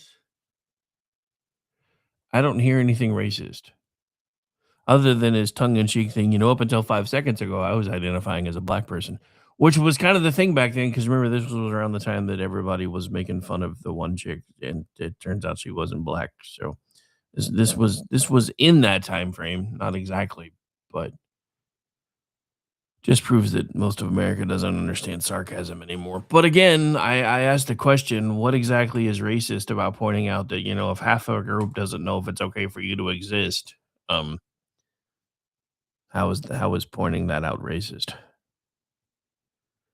Because it's okay to be black. It's okay to be Chinese. It's okay to be native, the red man. I don't have issues with any of these people. We're focusing on immutable characteristics again. I can't help that I was born into a family that looks white. I have a lot of Native American DNA, which is why I couldn't grow one of these till all the gray hair started coming in, because before then you couldn't really see it. It was a bunch of peach fuzz. So I look like a meth addict if I tried to grow a beard. Just saying. Wait, now am I being racist against meth addicts? Probably. I don't know. But people need to stop getting their damn feelings hurt all the time. That's the thing, Maybe that's what growing up in the 70s and 80s taught me. It's okay to have feelings. Nobody else gives a shit about your feelings, but it's okay to have them. Because, and that's just it. Everything that we went through today would be considered, abuse. Parents telling you to go the fuck away because children deserve to be seen and not heard. That would probably get kids removed from homes today. But we're all back to this same thing, right? Where we keep talking about this same stuff over and over and over again about how different society is. And you know why society is so different today? Because everybody was taught that they matter. Which seems good at first, right? It really does. It seems like that's because you should matter, and you do, to those around you, to those in your family group, to those that you interact with every day. Sure, you matter. But this idea that each and every one of us are the star of our own TV show or own movie, and we're going to change the world, that's something that reality often smacks you in the face about, which is why I'm going back to this whole conversation that was had between the physician's assistant and the ICE agent. Well, I'm a productive member of society. You know what? You think police officers and law enforcement officers aren't productive members of society until you need one. And sorry, like it or not, ICE is a federal agency. They are a law enforcement division. You want to know who I don't understand why they have badges and guns? That would be IRS agents. Because remember a few years ago when we found out that they actually have an armed division? Was I the only one terrified about the fact that a bunch of bean counters have an armed division? Was that just me? Maybe it was just me. But this whole thing with Scott Adams, let the dude rest, man. As far as I can tell from what I've read from the stories of his passing, he actually made a deathbed acceptance of Christ. I hope he meant it, and I hope he's chilling with Jesus right now. And I hope he's looking down at all of us making fun of him, going, y'all made me rich before you started making fun of me, so get over yourselves. I don't know if he was rich or not, but I know his comic book was a big deal for people that were a few years older than me. I never really got into Dilbert. I mean, there were a couple of them that were funny, but I never really got into it. But folks that were a few years older than me absolutely loved that comic strip. And look, I mean, the thing about it is, just because you enjoy somebody's creativity doesn't mean they don't have a right to be an asshole in your opinion. I say this all the time about people that I don't like Star Trek actors that I can't stand. Jerry Ryan would not be anybody that I would want to chill with. But her time in a skin suit in Voyager, oh baby, her during Picard season 3 was pretty damn good. Tim Russ liked him as Tuvok in Voyager. Did not much care for his iteration in this most recent thing of Picard season 3. We've got some people that are coming back from Voyager land for this upcoming thing for Starfleet 90210. I mean, I'm sorry, Starfleet Academy. And yes, I will watch it. I watch all Trek because creativity deserves to be seen, sometimes to be enjoyed, other times to be mocked, but creativity deserves to be seen. It takes a lot to have the guts to put your ideas out in public spaces. So I try to support all kinds of creators. I may not always agree with them. Sometimes I do entire shows talking trash about them, but I try to support them first. So yes, as much as I do not like the modern trajectory of Trek. But here's the thing. I also think what happened was I got used to how things were in the movies from Star Trek, the motion picture through Star Trek 6, because by then they had a lot of it dialed in. But in the original series, they didn't know what the hell they were doing. They didn't know if this thing was going to last for more than 5 minutes or not. It had already been tanked after the first pilot. So I started rewatching the original series, and now I'm a little less critical about New Trek. Because one of the things that drives me crazy about New Trek is the lack of structure, the lack of, you know, military decorum, so to speak. Because that was always heavy in Next Generation and in the movies by the time the original crew got to the movies. The whole military decorum thing was kind of a big deal. But watching the original series, it kind of really wasn't in the beginning. Hell, they didn't even know what to call it yet. It was Space Command, and it was this, that, and the other. And I remember at one point there was a joke that Kirk made in what was supposed to be, I believe, the episode right after the repilot that wound up coming out before the repilot. And I think the repilot, I always thought the repilot was like episode. So we had the original pilot, then we had what was supposed to be the repilot, and then we had, I think it was, I want to say it was called the Man Trap, but I don't think that was it. It was the one with the salt vampire. I can't think of the name of it. It's weird because I just watched it the other night, but I wasn't paying attention to the title card. But I always thought that the repilot with the ship's psychiatrist and the other guy as the first officer, I always thought that came out right after the Salt Vampire one. Apparently, that was episode 4. And it was weird because it was like, you know, you had the original pilot, then you had the Salt Vampire episode with the completely revamped ship and the hippieization of the ship and the uniforms that everybody got used to on the TV show. And then so you had that for a few episodes. Then you go back and suddenly you're at the repilot where no man has gone before.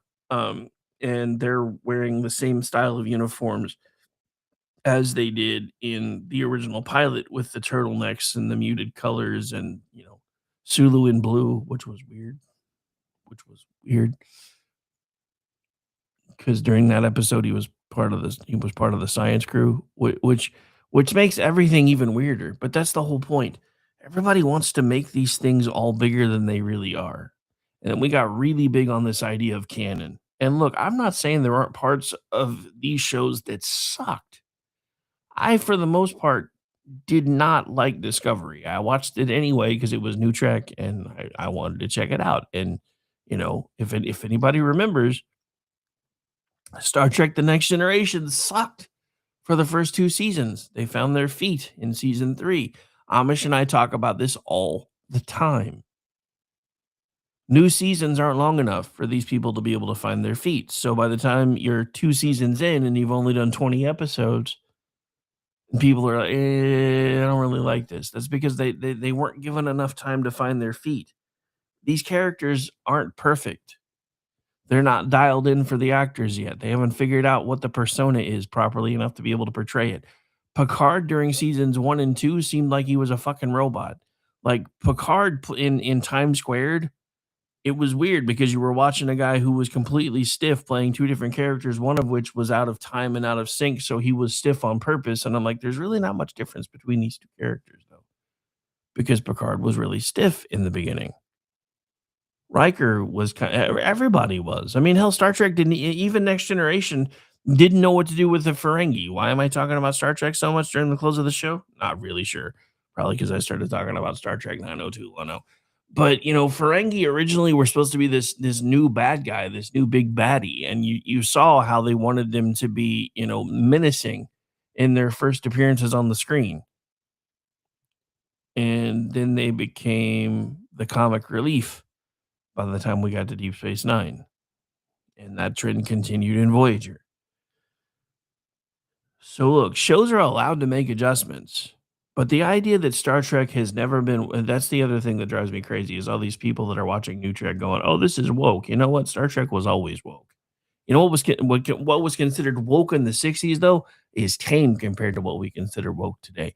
Woke in the 60s, and we talked about this a little bit last night, was the kiss between Kirk and Uhura. That was woke. And that sent people into a tailspin because that was the first time that ever happened on TV. So it's not like this stuff is new. Everybody forgets that Roddenberry's vision of the future was this utopia, but everybody also forgets that before that, there really were no positive visions for the future. Even Lost in Space, they were leaving because they needed to find somewhere else to colonize because the Earth was dying. So most sci-fi was not utopian, it was dystopian. So Star Trek was the first time where we saw humanity go through the dystopian phase that everybody focuses on in science fiction and then come out the other side. And look, I'm not saying that at some point we might not be able to get to the point where people work for the good of themselves and the good of their community and the good of their planet, but we're not there yet. But that's part of what Roddenberry saw. What we see as communism and socialism, he didn't see it that way. He saw it as we outgrew our need to have to pay for things because technology took care of them for us. How much easier would our life be if we didn't have to struggle for food because we had the ability to basically make it appear out of thin air? How much easier would it be if we weren't having to struggle for clean water because we had the ability to make it appear out of thin air? Now, that doesn't mean that there wouldn't be other work that people would still do. I'm not saying there probably isn't this entire underculture in the world of Star Trek where people do absolutely nothing, and it may look a lot like it did in the cartoon Wall-E. I don't know. But I know wanting us to find a way to get past the phase where we struggle all the time, where people are starving, where they're homeless, those are not bad things. Striving to show people a way to do those things and maybe present a different idea isn't a bad thing. It's when the people that take these ideas and then use them because they're not wanting to make your life better. They're just seeing a different path to power. And that's where I keep coming up with issues with everybody who wants socialism and communism over capitalism. Because at least with capitalism, if somebody's being a dick to you or if somebody's not treating you right, you can find a way with some sort of innovation or something to put yourself towards the top of the food chain if you can find a way to do it. But it's kind of like what I was talking about with Rush Limbaugh earlier. He was, as far as I know, the first. I mean, AM radio was a thing, but by then it was, sports and weekend shows and shows about gardening and shows about finances. So it was something that somebody tuned into for a niche. Rush Limbaugh was the first one that said, "Hey, we can talk about the news that's happening today, and I can give everybody my spin on it." And I don't even think he realized what he had at first until he started talking about a little company called Snapple that nobody knew about at the time on his show. And suddenly the folks that own Snapple were getting orders after orders after orders after orders. Now, Snapple's already changed stands at least 2 or 3 times since then, and it is nothing like it was from what I've been told from the original product. I don't know because, I mean, I myself love some Snapple apple. I'm not gonna lie. But look, the simple fact of all this is it's okay to dream. But it's when you allow your dreams to be co-opted to start being used as ways to be used as cudgels against other people, that's when I have a problem. Like right now, I live off retirement checks and I make little bits here and there off of side jobs that I do. So in a lot of ways, I'm doing what I love to do because I put in the time to make sure that at some point I could do the things that I love to do. Is my life perfect? No. Are there times when I'm like, oh, can't figure out how to pay this bill yet this month? I will be honest, God usually provides a way. It has been weird getting used to that because in my first career choice and what I thought was my calling, I was going to go into the ministry, which means I would have been relying on God all the time to get paid. I find myself doing that more and more these days. But as I've let myself become more creative and let myself think of that on that creative side, I find myself doing things that I never thought I would be able to do. Hell, we've got one single out already, Freedom Isn't Free. I've got another one that drops on Saturday, which is We Ain't Changed. I've got 2 more that are already in the pipeline coming out over the next few weeks. I've got a children's book that is basically finished. I just have to I have to assemble it. The illustrations are done. The story's done. I just have to sit down and marry them so I can get it off to get it published. And look, I don't know if any of these things are going to make me a dime, but it's like I said in the group that I was in, because I honestly started joining groups where people were talking about Suno just so I could see what everybody else was doing. Because I got to say, everybody loves my music when I put it out, but then I listen to Jeff's and I feel like a pleb. So I started joining other groups because I wanted to see what they were doing. And I can tell you right now, the stuff that Jeff and I have been putting out has been kind of amazing compared to some of the other stuff that I'm hearing. So, and I'm not saying that to be a douche or anything, because I've tried to be supportive in the groups. But the one thing that I've noticed in this one specifically was almost everything's negative. Oh, this is trash. Oh, you could have done better on the video. Why didn't you use this tool? Why didn't you use that tool? Who taught you how to write lyrics? These are the things that I've been seeing in this group. So this was my response as we get ready to close out the show. I told you guys if I started rambling, I'd probably just talk about this because this is the first time I've ever used a Rick's rant in a group that wasn't political, but I did. So this was my response in one of the groups that I'm in. I've been here a few days now, and I have to admit the amount of negativity in the comments I keep seeing gives me pause. I think I can speak for most of us who actually take the time to write our lyrics and shape our music that none of us expect to get rich. Hope, maybe, but not expect. That was me editorializing right now.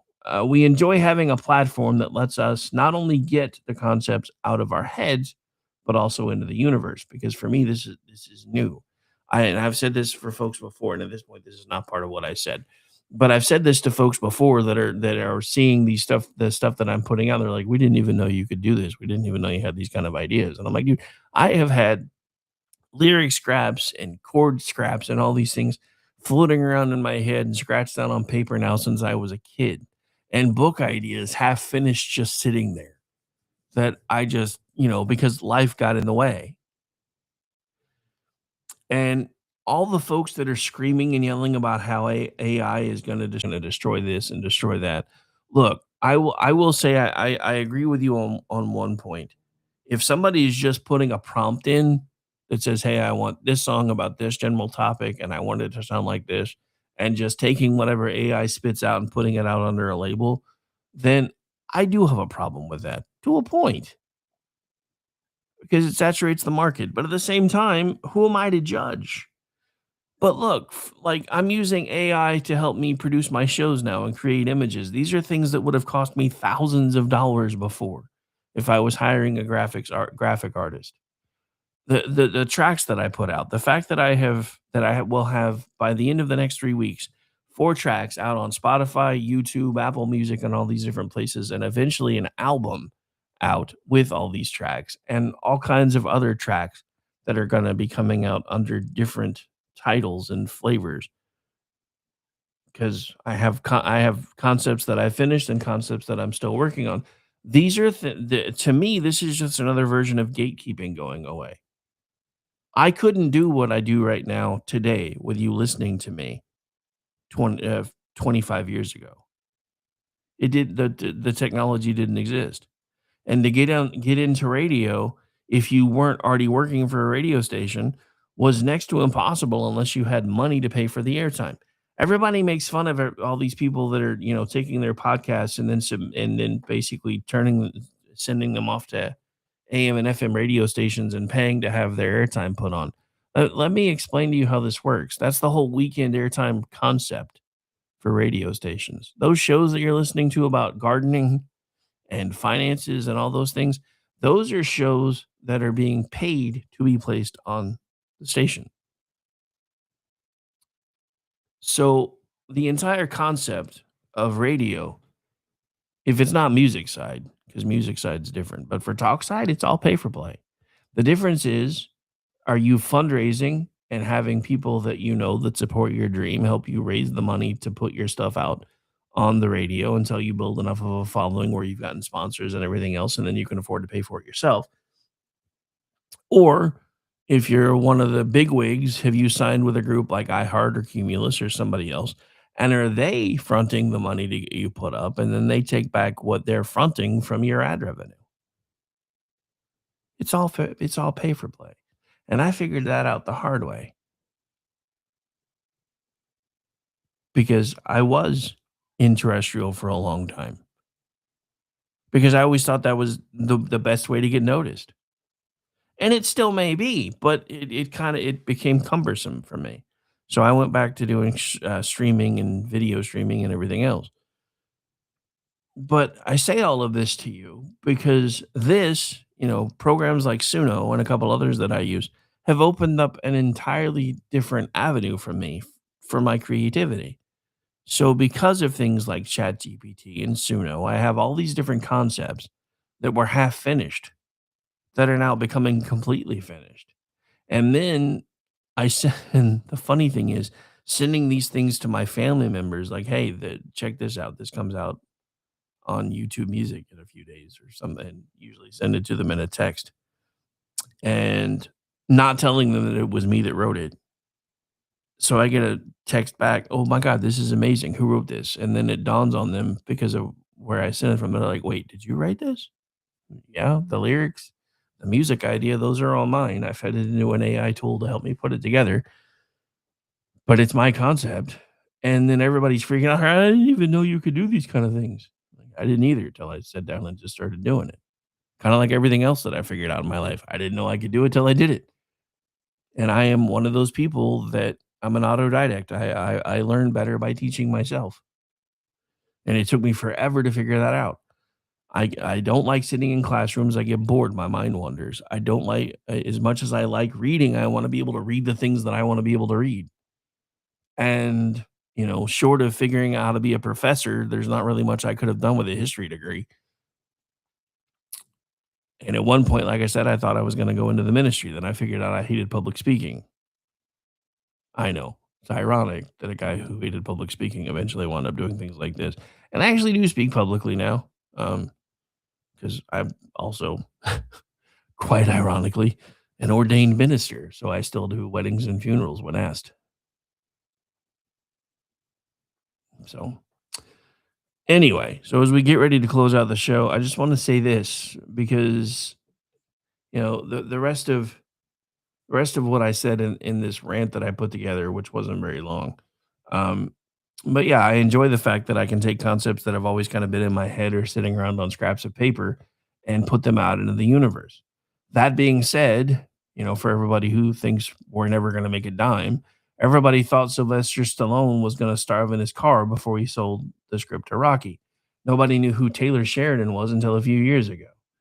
So I'd rather try, and that's what I've told everybody. I'd rather do this and try, whether it's the podcasting, the music writing and production, the book writing. I'd rather try all this and try and know that I did than assume that it was never going to work and just not try at all.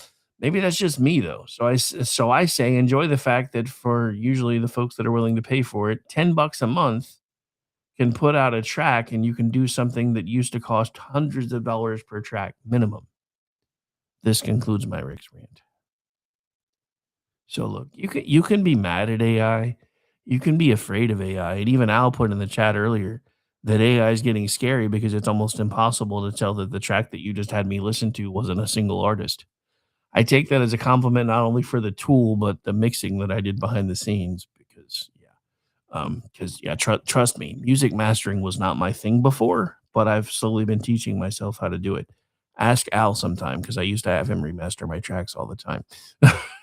Like, hey, since you already do it, can you do this one for me? Yeah, so he's probably happy that I'm learning how to do it on my own. I'm not gonna lie, it takes a while. But growing up in the era of having to hold the flashlight for your dad, I discovered a long time ago. Hell, case in point, I taught myself how to ride a bike. I had my dad was there in the beginning and did all the things dads do, but he would get so mad because I'm not gonna lie, in the beginning I would freeze and I would do stupid shit. Like I would panic. So I'm jumping curbs and crashing into curbs and nearly hitting cars. And he's like, okay, I'm done. You're gonna kill yourself. So I taught myself how to ride a bike. I just did. It's like everything else that I've done. I am self-taught in everything that I know how to do. That I do now. The production work, the music, all of it, self-taught. Now, granted, like I said, I use AI as a production assistant. The scariest thing for me was, after I was using GPT for like a month and got tired of, typing GPT or whatever, I was like, okay, so we're doing enough stuff together that I think we need to figure out what we're going to call you.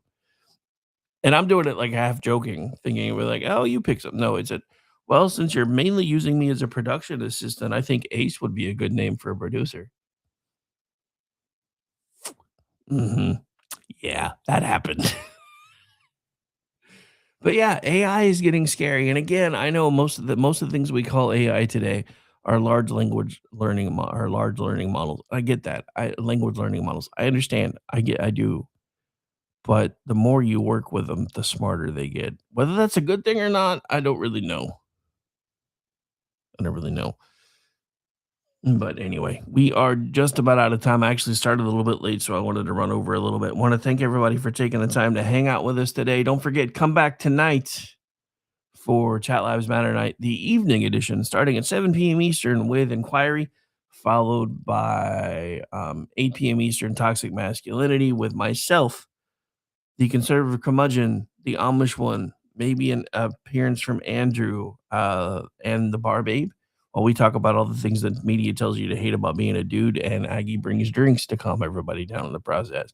Then we have at 9 p.m. Eastern, Behind the Enemy Lines Radio with our good friends Gene and Ross over at the Buffoon of the Week channel. If you're not subscribed over there, you should be. So go do it here in a second. Just type Buffoon of the Week in YouTube. I also have a Rumble channel, so make sure you subscribe over there too. Then after that, we'll be back over here with myself and the Amish one. We also have a YouTube channel, by the way. I don't pimp it that often because we put stuff out all over the place. But we do have a YouTube channel. You can find us at KLRN Radio. And Rick and Orty will be live at 10 p.m. tonight, followed by where we take our feeds and go train them on the SHR media feeds, which also has a YouTube channel. So if you haven't subscribed over there, you should. Before anybody freaks out, and because it's kind of becoming a thing, subscribing over there doesn't mean what it does everywhere else. It doesn't cost you anything other than a second of your time. But we will hopefully have an Edge of Liberty, assuming Sean is done with his plumbing stuff. Oh, look, it's me, Mario. And if not, then we still have BZ's Berserk Bobcat Saloon from last night. So either way, we have lots of programming still for you throughout the day. So make sure you guys are checking that out. Also, feel free to check out our archives. I will say this. The archives that I'm in charge of are behind because of everything that's been happening. I do plan on trying to fix at least some of that later today. But I'm going to go find some lunch first because I'm starving. All right. This has been my show. It is Chat Lives Matter Day. I'm Rick Robinson, but we got to go. Want to thank everybody for taking the time to hang out today. We will see you when we see you. Bye, everybody.